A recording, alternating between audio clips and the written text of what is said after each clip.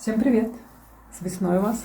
Сегодня услышала одну вещь и захотелось мне снять видео о том, зачем мы спим вместе. Почему люди спят вместе в одной кровати. Всем привет! С вами Виктория де Мора. И сегодня хочу спросить вас, спите ли вы одни или вы всегда спите с кем-то? Начну с себя. И я уже достаточно давно сплю одна. И это не про продолжение рода, не про секс. Это не про интимную близость. Это про настоящий сон, который вы проживаете каждую ночь. Нужно начать с того, что каждую ночь наш организм отдыхает. Отдыхает он от чего? Он отдыхает от того, что он делал днем. То есть от дневной активности. Наш организм восстанавливает свои силы. И для того, чтобы восстановить силы нашему организму, ему нужны условия, комфортные условия для того, чтобы он восстановился. И напишите, кстати, в комментариях, как часто вы спите в одиночестве, как часто вы спите не в одиночестве, и замечали ли вы разницу, когда вы отдыхаете, позволяете своему организму отдохнуть, когда вы отдыхаете, находясь одни, и когда вы находитесь не одни. Чувствуете ли вы себя отдохнувшими и в каком состоянии, то есть при каких условиях вы чувствуете себя более отдохнувшими. Мне будет очень интересно почитать, потому что тема довольно-таки распространенная и популярная. И сегодня встретила одного человека, который напрямую прям спросил, а что плохого, если мы постоянно в течение всей своей жизни спим не в одиночестве, если мы все время находимся не одни. Нужно начать с того, что в этот мир мы рождаемся одни. И если вы возьмете маленького ребенка, грудного, подрастающего, подросткового возраста, да, он спит у вас в каких условиях? Он спит не один. И ответьте себе на вопрос, почему у вас ребенок спит не один. И как должно быть? Ребенок должен спать один или не один? И дальше ответьте себе на другой вопрос. Когда вы вступаете в отношения, строите семью и начинаете сливаться с другим человеком, вы считаете это хорошо или плохо? И на ваш взгляд, когда происходит слияние? Если вы возьмете природу, например, когда происходит слияние? Когда у животных происходит слияние? Что в этот момент происходит? Да? Если посмотреть на животных, то чаще всего слияние происходит тогда, когда они собираются продолжить жизнь, то есть создать потомство. Все остальное время они сливаются или нет? Ответьте себе на вопрос. К чему я все это говорю? Так же, как мы рождаемся одни, так же, как мы рождаемся в гордом одиночестве, умираем мы также в гордом одиночестве. Нашу жизнь мы проживаем в одиночестве. Все ощущения, которые вы чувствуете, испытываете, вы ощущаете их своим телом. Все, что происходит внутри вас, происходит только внутри вас. Все, что происходит при слиянии двух существ, при слиянии, любом слиянии, происходит, как это сказать, не то чтобы потеря вас, да, но когда происходит слияние, тогда вы становитесь частью чего-то большего, чем вы сами. Когда сливаются два существа, их по отдельности уже не существует. То есть, когда вы находитесь в слиянии, вас нет. А есть тогда что? Есть нечто, что-то, что образовалось благодаря этому слиянию. Когда два человека сливаются вместе для продолжения рода, да, там же нет одного или второго, да, там есть нечто, то, что происходит, и то, что дает жизнь. И это то, что дает жизнь, проживается в те моменты, когда вы не одни, да? То есть, когда вы находитесь в одиночестве, когда вы не сливаетесь с кем-то, конечно, этого происходить не может. Ну, если отходить от темы, то может, если человек умеет выходить на какой-нибудь астральный план, да, и взаимодействовать с другими существами с помощью своих энергий и на других планах, но это уже из области эзотерики. В обычной жизни люди так не взаимодействуют. В обычной жизни происходит что? Вот это объединение или слияние, оно происходит на разных уровнях. Оно происходит не только на физическом уровне, но и на ментальном плане, да, на энергетическом уровне. Когда на духовном уровне, когда ваши души сливаются воедино, да, и как сказать так, чтобы не обидеть людей. Когда мы большую часть своей жизни находимся среди людей, у нас происходит слияние. На энергетическом плане наши поля сливаются также. И, казалось бы, да, здорово, как на физическом, так и на энергетическом, здорово, да, мы все сливаемся, это здорово. Но это происходит не только, когда вы спите со своим близким человеком. Это происходит всегда. То есть, когда вы находитесь среди людей, происходит слияние энергетических полей. То есть, когда мы находимся среди людей, мы взаимодействуем с ними на энергетическом уровне. И практика вам, да, лайфхак. Запишите, пожалуйста, время, сколько времени вы находитесь без людей, сколько времени вы находитесь вне общества, сколько времени вы не взаимодействуете с людьми. И сопоставьте это время с тем временем, когда вы находитесь не одни, когда вы находитесь во взаимодействии с людьми. И это время покажет вам ваш баланс в области внешнего и внутреннего. Да? Если я, например, мало взаимодействую с людьми, большую часть времени я нахожусь в одиночестве, мне комфортно находиться одной, и взаимодействие с людьми я очень чувствую сильно. Очень сильно чувствую, и я, можно сказать, не могу находиться долгое время среди людей. И в этом нет ничего плохого, то есть это нормально, это просто такая особенность. Но к чему хочу сказать, не все должны быть такими же, как я, но есть небольшой перекос у нас, особенно, наверное, да, в постсоветском пространстве и вообще в тех культурах, где очень сильно развит коллективизм, что ли, да, то есть очень сильно развиты племенные инстинкты. Вот. У нас это обусловлено тем, что издревле крестьянам, рабочим людям, да, не хватало места дома, да, чтобы каждый человек жил в отдельном пространстве. Из-за этого многие люди, многие семьи жили, так сказать, в одной комнате в большом количестве.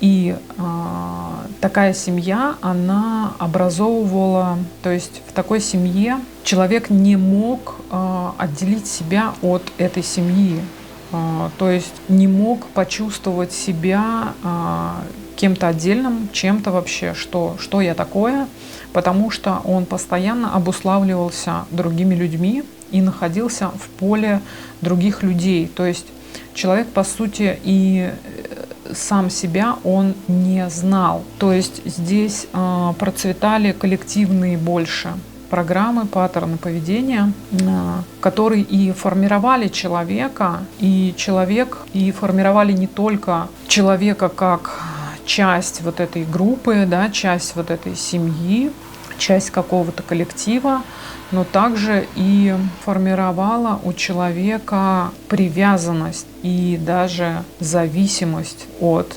других людей, потому что человек не знал, как можно жить по-другому. Вот. Конечно же, всегда были семьи, всегда были люди, да, и таких людей было намного меньше, которые могли позволить себе иметь отдельное пространство. И, конечно же, такие люди всегда были более свободными. Почему? Потому что они привыкали жить не обусловленными даже энергетикой других людей. А мы обуславливаемся энергетикой других людей, начиная уже с радиуса 7 метров. Да, человек в городе в настоящее время может иметь более меньший радиус, да, своей энергетики, потому что как бы она у него не развита. Да? Если вы постоянно находитесь среди людей, ваше как бы поле энергии, оно очень маленькое, что ли, да, то есть от вашего тела поле энергии имеет небольшой радиус. Это можно определить очень просто. Посмотрите на людей, и даже когда вы общаетесь с человеком, насколько близко он к вам подходит, да, или вы насколько близко можете, если вы хотите определить свое поле энергии, свой диаметр, точнее радиус, да, своей ауры, то попробуйте посмотреть на себя со стороны, когда вы подходите к другим людям, насколько близко вы это делаете, да, то есть комфортно ли вам общаться, например, на расстоянии там вытянутой руки. Если комфортно вам так общаться, то это ваш радиус, да. Может быть, вам нужно подходить еще ближе. И, как правило, чем ближе человек подходит, тем меньше его аура, то есть радиус энергии. Это связано с тем, что человек постоянно находится во взаимодействии с другими людьми, и он практически никогда не находится один. Его энергетика не успевает восстанавливаться и набрать свою силу, что ли, да? Набрать свое поле. Устойчивое, чтобы было поле, нужно и долгое время находиться одному. Вот. И из-за того, что люди не находятся долгое время одни, из-за того, что не позволяет пространство и время также, да, не позволяет, из-за этого энергетика организма, она уменьшается, ну как бы не уменьшается, она просто не формируется. Да, больше не формируется. То есть те люди, которые к вам близко подходят, ну, это еще те, у кого нарушено восприятие своих границ и других границ, то есть не видят. То есть обязательно нужно потрогать другого человека, да, потрогать это, слиться. Нужно слиться или взять энергию другого человека. Для чего нужны вот эти вот обнимания, еще рекомендуют, не знаю, все эти ведические учения и по психологии, да, рекомендуют обниматься с другими людьми. Для чего это делается? Для того, чтобы люди вообще-то как бы соединились на уровне энергии, да, объятия, они соединяют на уровне сердца, как бы контакт, чтобы был на уровне сердца. Но на самом деле вы можете, если у вас большое поле, вам не обязательно трогать другого человека. Если большое поле энергии, вы можете его потрогать своим полем энергии даже на расстоянии 7 метров. Вот.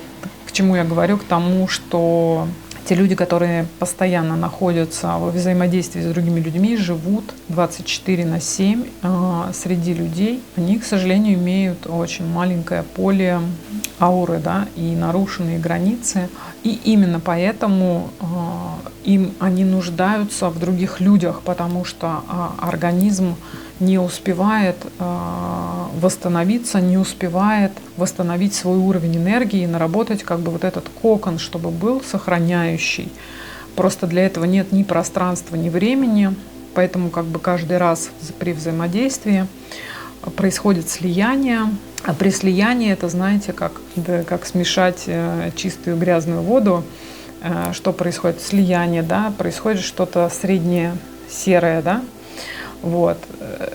Ну, в общем, при слиянии происходит, то есть нам могут передаться и от других людей что-то, и также мы можем передать другим людям что-то, да, то есть слияние — это не то чтобы взаимный обмен, а там там нету тех, кто обменивается чем-то, потому что это получается одно уже единое целое, и это нечто продолжает жить, и это нечто продолжает жить, и как бы это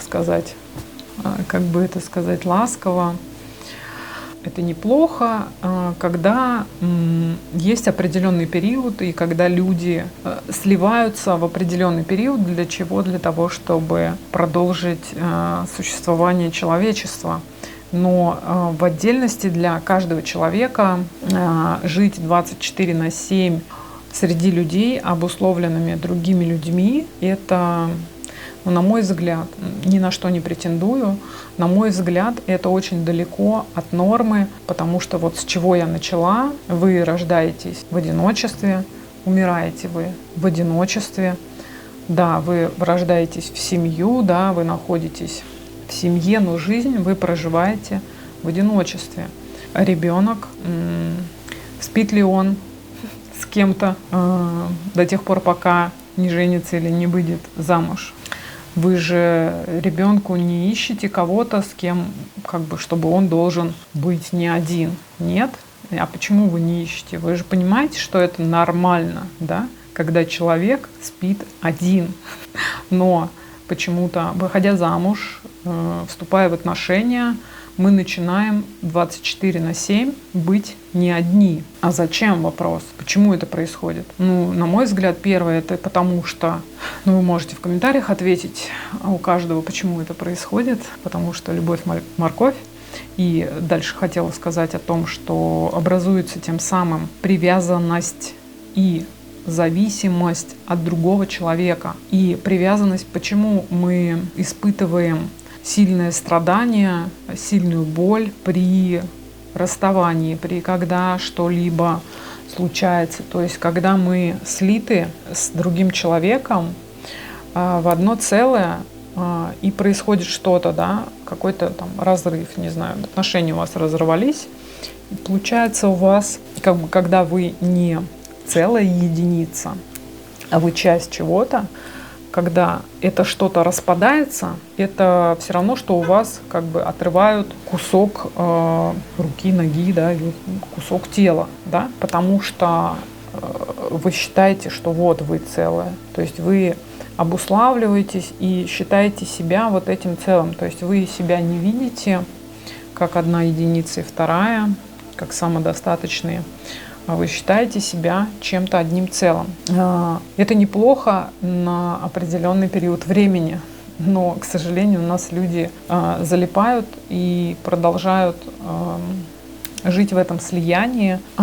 Слияние, посмотрите, любой психолог вам скажет, что несет это за собой, почему это плохо, потому что вас там нет.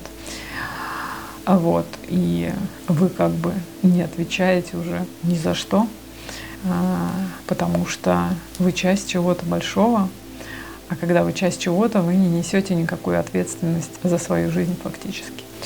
Вот, поэтому решать вам, как вам жить, но спать в одиночестве — это не просто комфортно и здорово, а это норма для человека. Вот.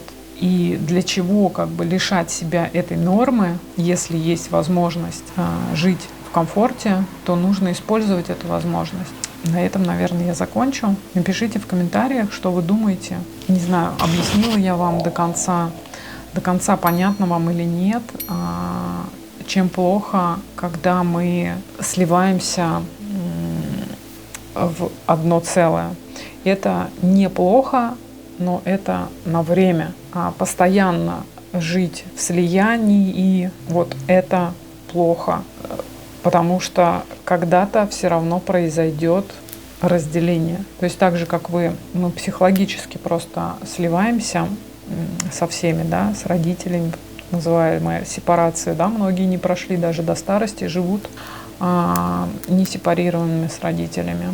Вот. И, то есть, вы посмотрите просто на природу, да, человек рождается, да, его вынашивает мать, да, другой человек вынашивает, но когда он рождается, он отделяется. То есть это отдельное тело. Одно тело, то есть отделилось от другого тела, это отдельное тело. То же самое должно происходить с психикой, и психологи называют это сепарацией, да, от родителей нужно, чтобы произошла, чтобы человек отделился психологически, перестал зависеть, да. Но дальше, как правило, даже если люди проходят эту сепарацию, они могут дальше впасть в другую зависимость, например, от своего партнера, и опять происходит вот это слияние, и, ну, то есть у вас там нет отдельного существа, то есть нет отдельной личности, нету. Когда нет отдельной личности, говорить о том, что чего вы хотите, куда вам двигаться и все остальное не приходится, потому что люди чаще всего не знают. У них нет возможности познать себя, пожить в одиночестве, заглянуть себе внутрь. Нет возможности, и они даже не знают, не предполагают, то есть их желания обнаружить, они не могут истинные желания свои, потому что они постоянно находятся среди людей, они обусловлены этими людьми, чаще всего желания навязанные людьми, желания навязанные для того, чтобы сохранить это слияние, да, например, вот, или там с условиями какими-то, да, то есть личность не образуется.